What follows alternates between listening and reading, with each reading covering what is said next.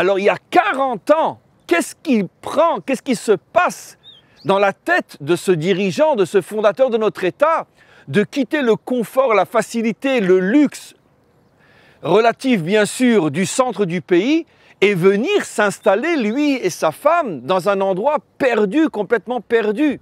Alors il le dira lui-même. Comme on le sait, Ben Gurion avait des phrases, des sentences qui étaient d'une certaine manière symboliques de toute son existence, de tout son être, de toute sa personnalité. Il dira la chose suivante: j'ai quitté justement la partie d'Israël qui était plus ou moins en reconstruction, justement au moment où j'aurais dû, d'une certaine manière, profiter de ce que j'ai fait, de ce que tous ceux qui étaient avec moi ont fait, et de pouvoir profiter de mon travail et rester à Tel Aviv, rester à Jérusalem. À la fin, vers la fin de ma vie, je quitte tout et je m'installe dans le désert, comme pour que je puisse comprendre et me rappeler moi-même et enseigner aux générations à venir qu'un homme ne doit jamais s'arrêter.